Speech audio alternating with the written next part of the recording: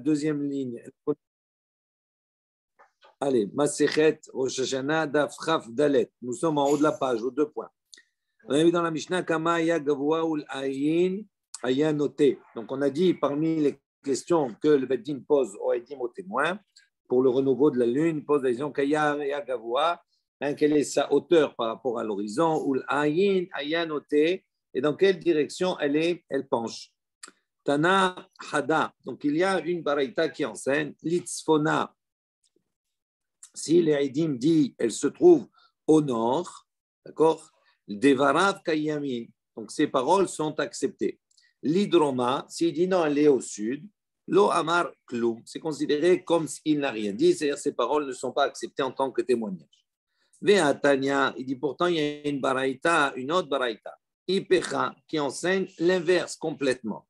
L'Hydroma Devarav Kayamim, s'il dit donc à son sud, ces paroles sont acceptées. L'Itzfona, Lo Amar Kloum. On considère que son témoignage n'est pas accepté. Alors, comment se fait-il qu'on a 2 enseignements qui sont contradictoires? Il dit là, caché, il n'y a pas de question. Kan bimot hama, kan bimot hakshamim. Il a dit ça dépend tout simplement de la période. Bimot hama, si on est pendant la période d'été ou pendant la période hivernale. Donc, on va voir effectivement que la lune par rapport au soleil va se trouver au nord ou au sud, d'accord, selon la période, parce que la course du soleil va être un petit peu différente. Je vous invite à lire ce long Rashi qui est très intéressant. On n'aura pas le temps de le faire maintenant, peut-être après. Hein, vous avez un long Rashi, tu as vu? Donc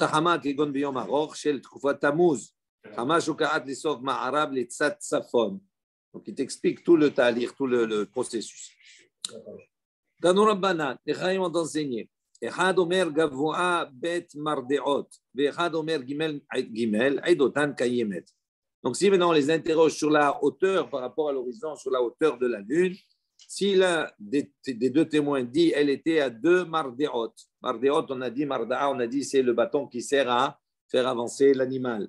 Donc, il dit ici à peu près, il considère qu'il y avait 2 mesures, 2 bâtons, comme ça, une sur l'autre, d'accord? Et qu'un autre témoin il dit non, il y avait 3 mardéot. Et quand, à ce moment-là, on accepte le témoignage. C'est proche l'un de l'autre. Après, c'est effectivement des appréciations. En revanche, il dit Echad Omer Gimel. Si un il dit il y avait 3. Echad Omer He. L'autre il dit il y avait 5. Donc il y a 2 mardéot de décalage, 2 mesures de décalage. Et Doutan Betela. Leur témoignage n'est pas accepté. Il y a une trop grande différence entre l'un et l'autre. Aval mistarfin le'edut acheret. En revanche, on les garde. Peut-être qu'on peut utiliser leur témoignage pour s'associer à un autre. Ça veut dire, si là il a dit 5 et qu'un autre, effectivement, il vient de dire 4 ou il vient de dire 5, à ce moment-là, on peut utiliser un avec l'autre pour faire un couple et que le témoignage soit accepté.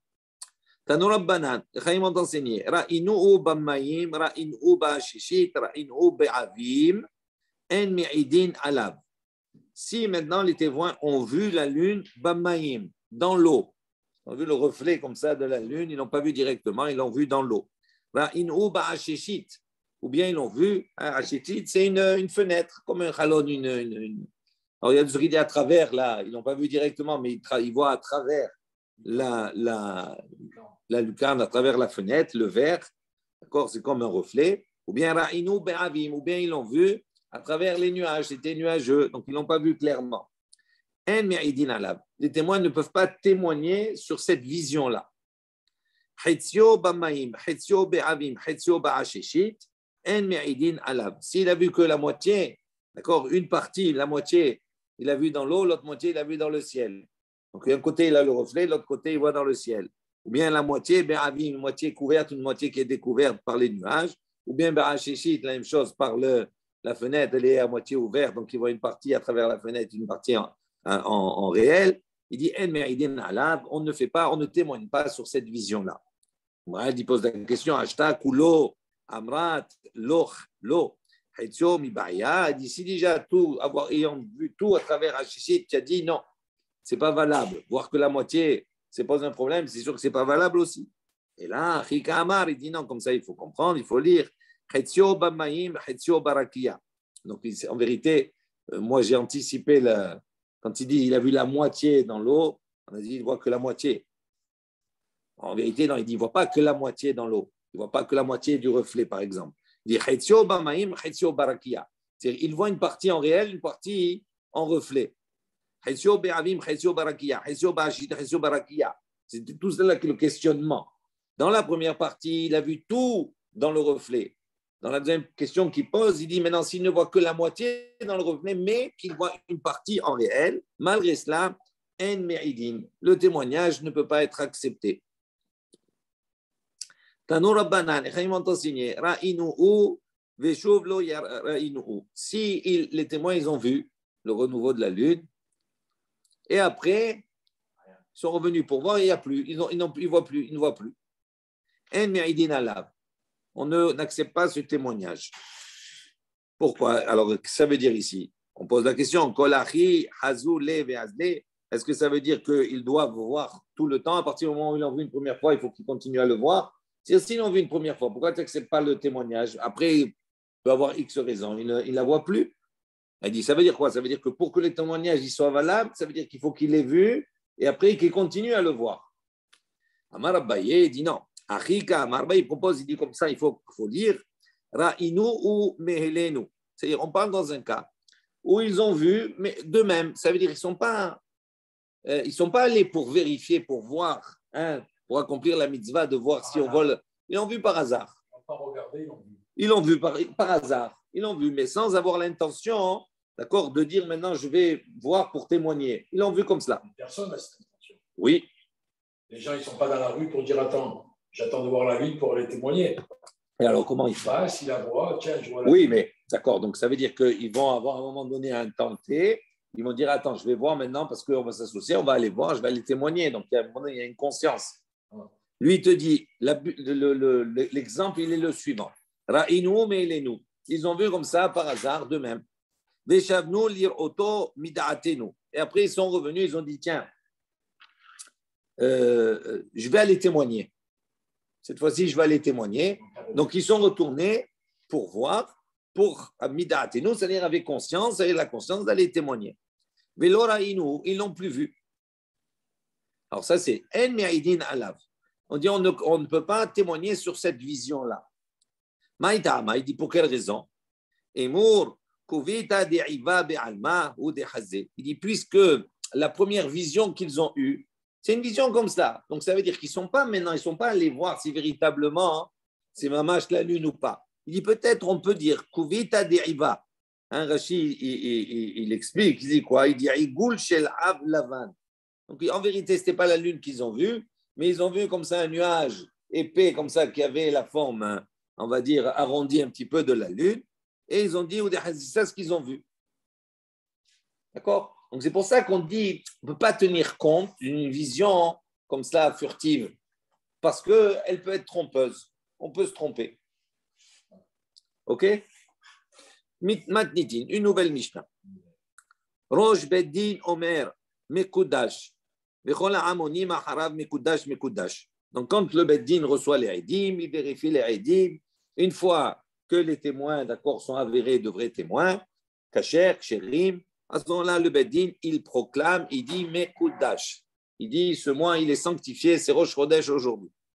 Et tout le peuple, tous ceux qui sont là-bas, répondent après cela. Après le Beddin, ils disent Mekudash, Mekudash, Pa'amaim, 2 fois.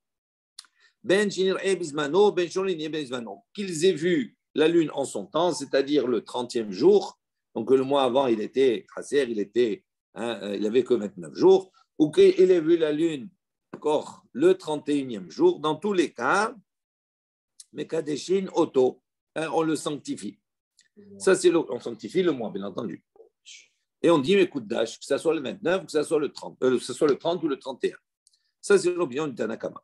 Rabbi Eliezer Rabbi Tzadok, Omer, Im lo nir'e bismano.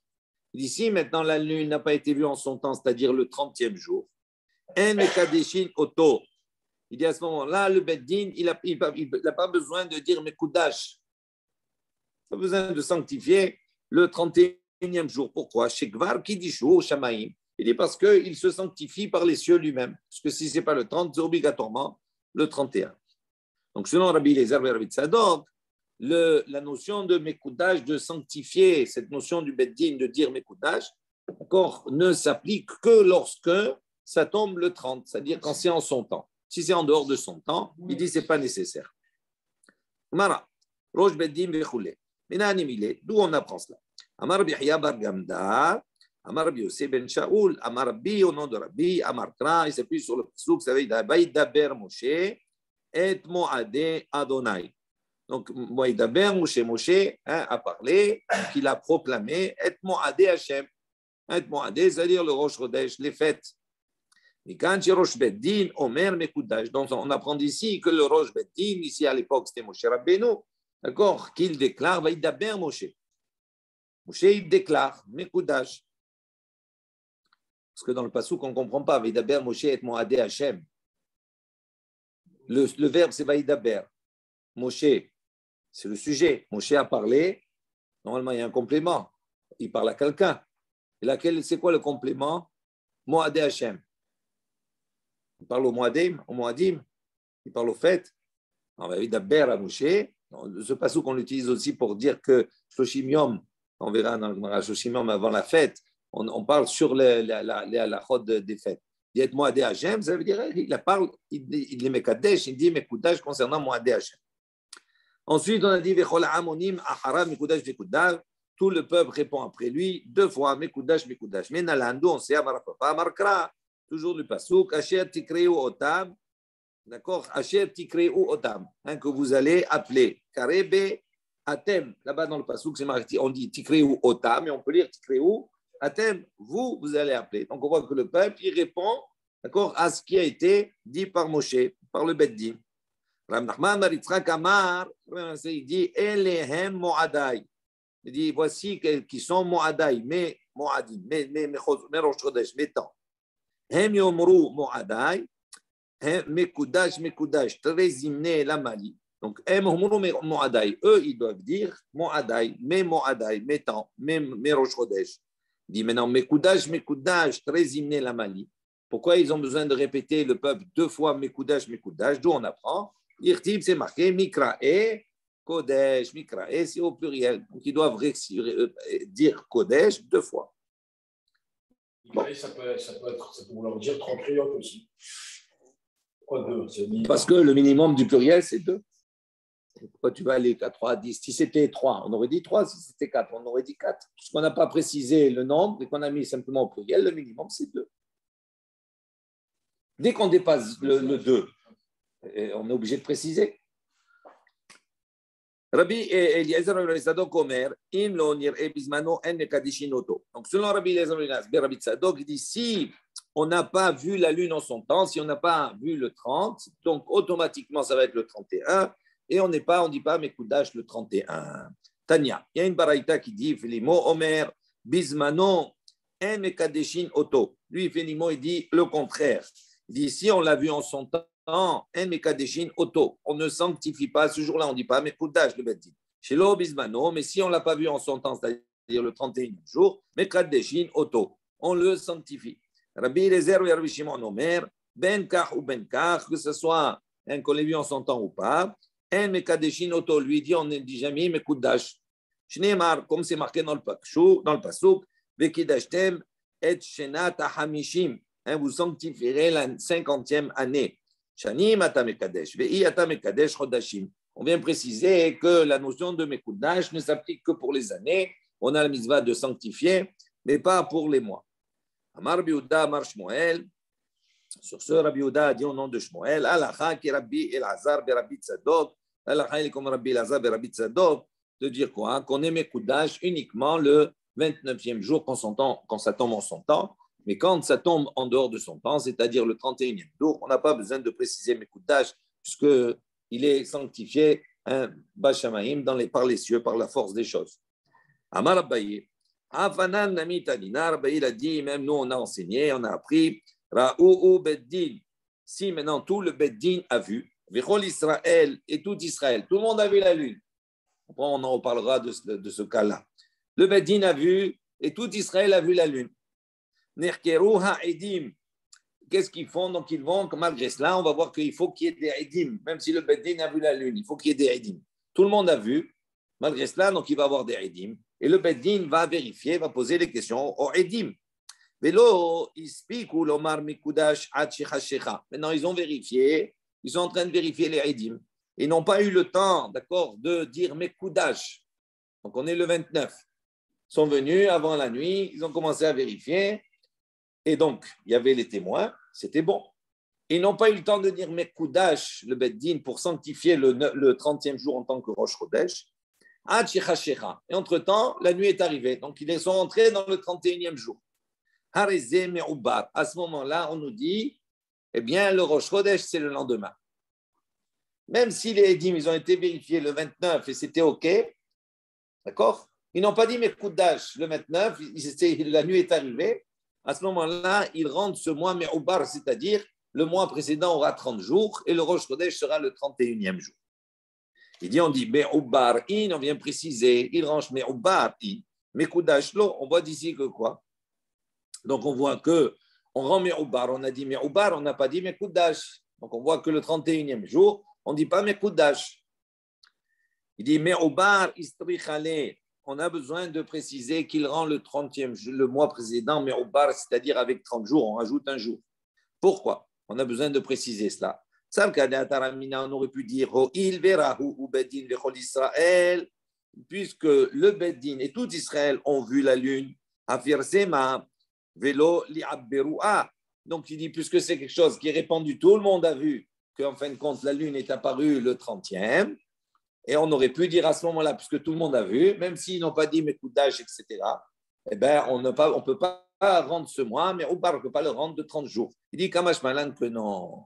Même si tout le monde a vu, à partir du moment où ils n'ont pas dit Mekoudash en temps et en heure, qu'ils ont dépassé le jour, à ce moment-là, automatiquement, le Rosh Chodesh sera le 31e jour, et donc le mois précédent aura 30 jours au lieu de 29.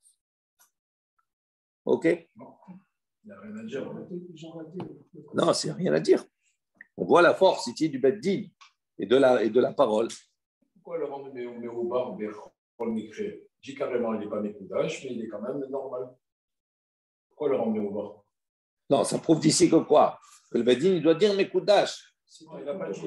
Mais pas le 31, ce n'est pas obligatoire. C'est tout. Mais il n'a pas dit. Donc, justement, donc, s'il n'a pas dit, c'est ça le chidouche. Ça le chidouche. Ça veut dire tout le monde a vu. Donc, tout le monde sait que la lune, le renouveau, il est arrivé le 30e jour.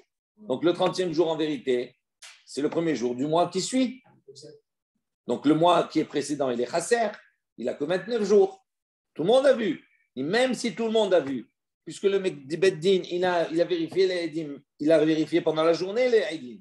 Et comme il n'a pas dit Mekoudash, il n'a pas eu le temps de dire Mekoudash, il dit on voit que malgré cela, on rend le mois Be'oubar, c'est-à-dire on le rend de 30 jours.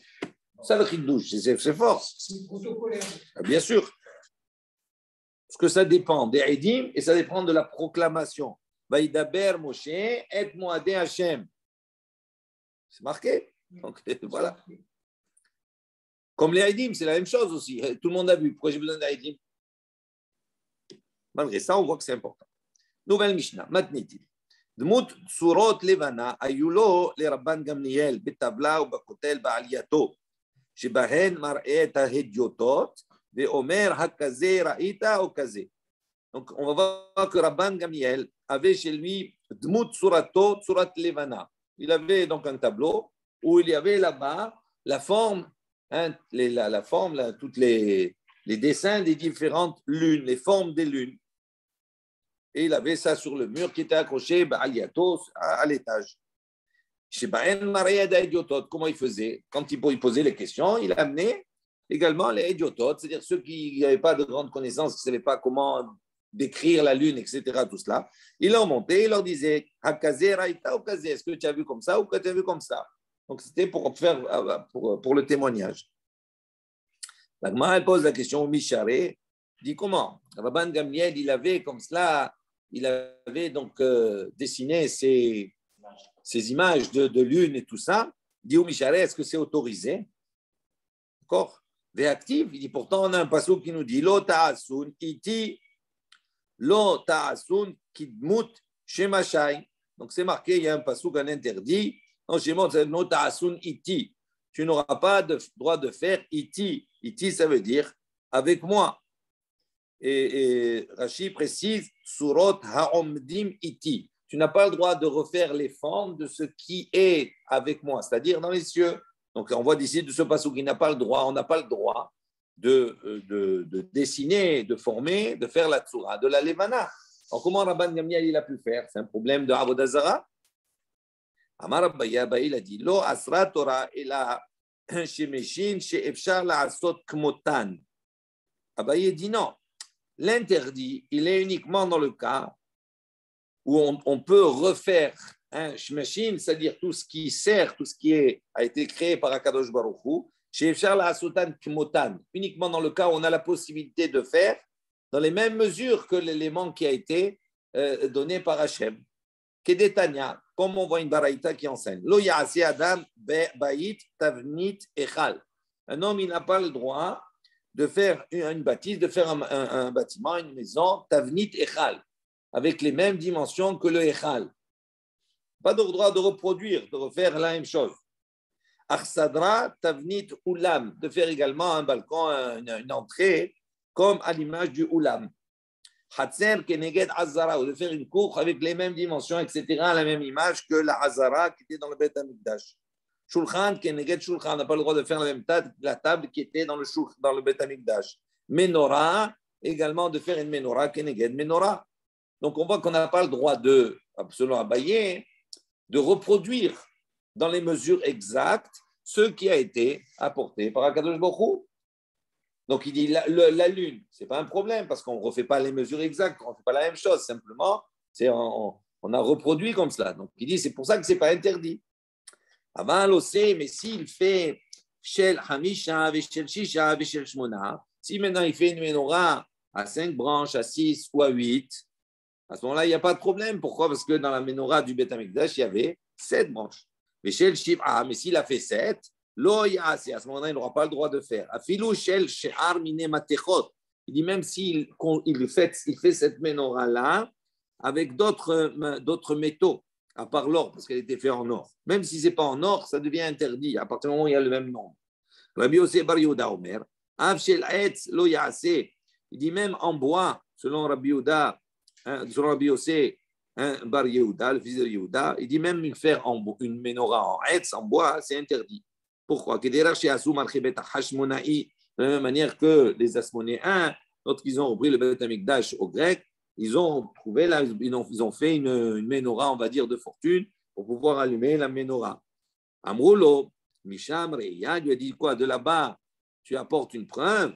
Il dit non, Shipudim Shel Barzel Hayou. Il dit là-bas, pour Beth Hashmonaï, là-bas, c'était quoi? Shipudim Shel Barzel, c'était des broches de fer, des morceaux de fer comme ça, des hipum bebaetz qu'ils ont recouvert là-bas, c'était pas baetz, c'est pas en bois, en étain. Ils ont recouvert de étain qui ressemblait un peu marron, qui ressemblait un peu au bois. Et Shirou Asaoum Shel Kesef, une fois qu'ils se sont enrichis, donc le temps a passé, ben ils ont amélioré, ils ont fait en argent. Chazrou Ashirou Asaoum Shel Zaha, mais après donc ils sont revenus à leur richesse de base et donc ils ont utilisé à ce moment-là de l'or. C'est pour ça que c'est assaut. Donc, il dit, c'est pour ça, c'est pas, non, lui, il a dit même Etz, comme les Hashmonaïm ont fait. Il dit non, là-bas, c'était pas en Etz en vérité, c'était en métal aussi. Donc, il dit, si c'est fait en métal, quelle que soit la matière dont on fait, s'il y a 7 branches, ça s'appelle refaire la menorah, et donc c'est pour ça que c'est interdit. S'il n'y a pas 7, c'est que le nombre qui compte. Même si la grandeur, etc., tout cela, ça peu importe, mais c'est le nombre de branches qui compte. Alors, il y a un Rashi, un Tosfot qui explique, etc., je ne rentre pas dans les détails. Donc, on va dire ici que quoi? Que normalement, la lune, ce ne serait pas interdit, puisqu'on ne reproduit pas à l'identique l'élément de lune. Alors, il dit, chez Machine, chez Ifshar la Asot Kemotan, Mishare, maintenant on pose une question. Donc, ça veut dire que toi, tu arrives à la conclusion que tous les serviteurs, entre guillemets, que je vais créer dans ce Roland, Ifshar la Asot Kemotan, si on ne les a pas fait à la même dimension, il dit, Micharé, est-ce que vraiment c'est autorisé? D'après toi, c'est autorisé. Mais je vais t'apporter une preuve que ce n'est pas autorisé. Il dit, Vatania, il y a une barata qui nous dit, Lota asun iti, donc le même pasouk, vous ne ferez pas avec moi. Lota asun kidmot, chez Machai, il dit, vous n'avez pas le droit de reproduire, d'accord, comme mes serviteurs, Ameshameshim, les fanaï, bamarom. qui me servent devant moi, Bamarom. Donc, on voit ici que Bamarom, c'est-à-dire dans les hauteurs, donc en haut. Donc, on voit ici que la lune, elle est interdite, même si je ne reproduis pas exactement. Amar Abaye, il dit non. Lo asra Torah ila dmut arba'a panim bahade hadade. Il dit non, Abaye, quand là-bas on dit lo ta'asun, il dit lo ta'asu kinmut shemashayim shamshim defanai bamarom. Il parle là-bas des 4 visages, d'accord, qui sont représentés là-bas dans le char céleste, etc. de Yecheskel. On parle des 4 visages, chayot, de choses qui sont représentés sur le trône céleste. Et parmi ces 4 visages, il y a le visage d'un homme. D'accord? Il dit, c'est de ça qu'il dit qu'il ne faut pas représenter.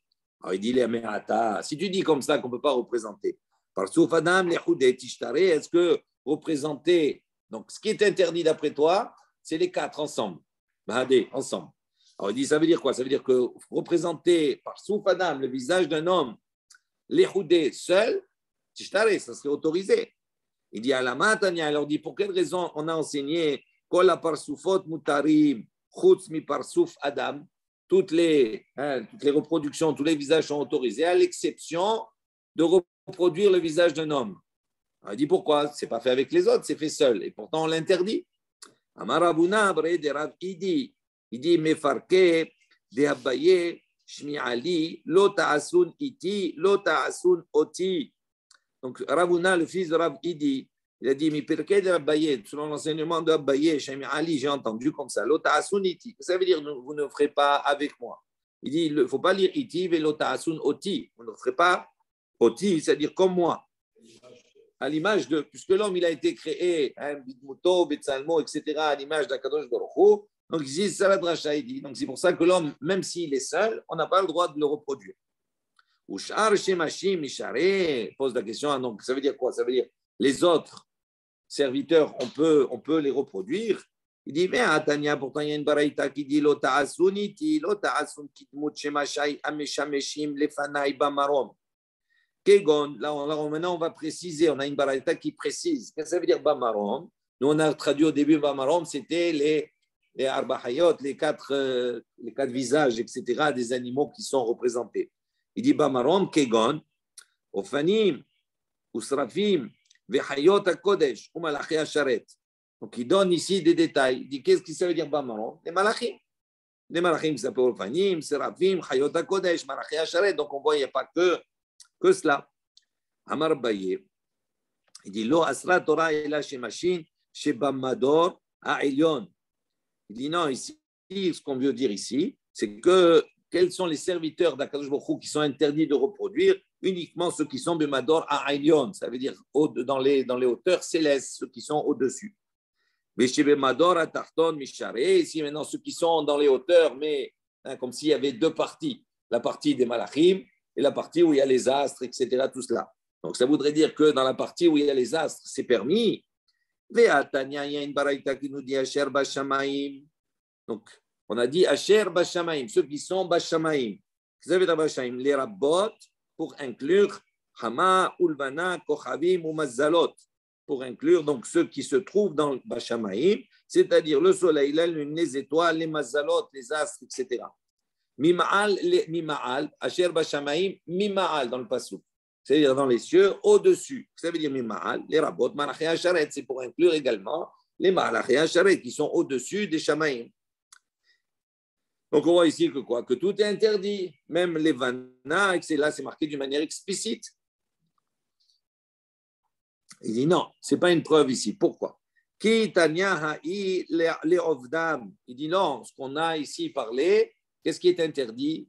Pas de les reproduire. Les ovdam, c'est-à-dire de les servir en tant que Dieu, faire de la avodah zara. Il dit il est ovdam, afilou shilshut kantan lame. Il dit si tu vas dire ici qu'on vient parler de l'interdiction de les servir, il dit à ce moment-là, cette interdiction-là ne se réduit pas à Sherbama Shamaim Ma'al, c'est-à-dire de ne pas servir les malachim, de ne pas servir les astres, etc. Il dit, mais même Shilshul Katan, même un petit verre aussi, c'est interdit. Alors pourquoi c'est pas inclus dans le cas? C'est la même chose. Donc on ne parle pas ici de servir en tant qu'Avodah Zara, même un verre, c'est interdit. Il dit, Nachinami, il dit, effectivement, tu as raison. Détania, il dit, comme c'est marqué dans la Baraïta, Asher ba'aretz, la même chose. Au début, c'est marqué Asher ba'shamayim mima'al. Après, il y a marqué Asher ba'aretz mitahat.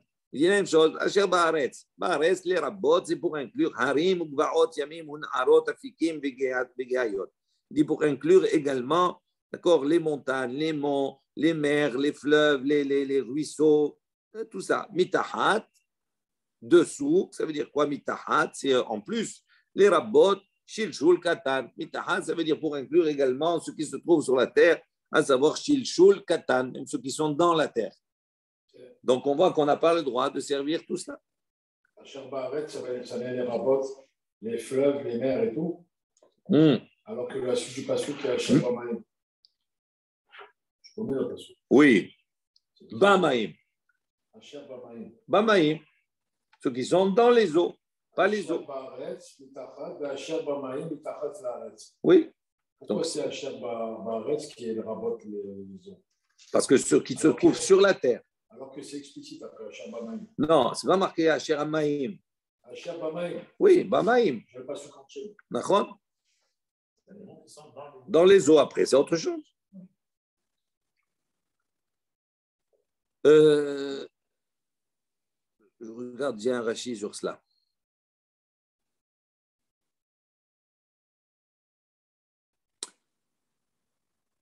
Il n'y a pas, hein?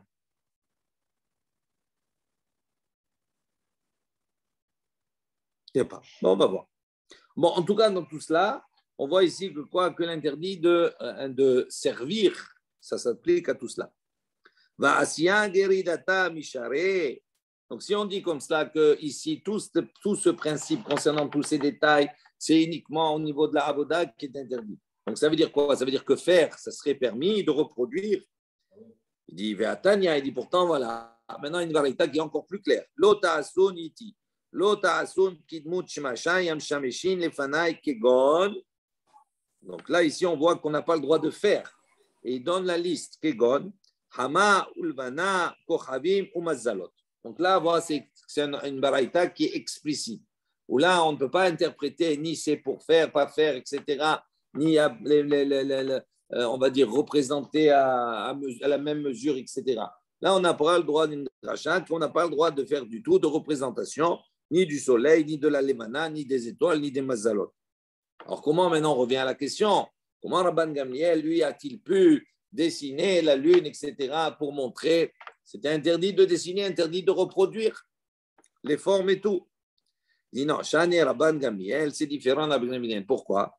Des Hirim Asulo. Il dit non, c'est pas lui qui a fait. C'est des goyim, ils ont fait, ils ont reproduit. Donc l'interdit, il est au niveau des Yehudim. Mais est-ce que l'interdit, il est interdit d'utiliser ce qui a été fait par les non-juifs? Pas du tout. Non, non, les autres, ils ont fait la reproduction. Maintenant, lui, il peut l'utiliser. Il n'y a pas d'interdit d'utiliser cela. Interdit uniquement que de reproduire.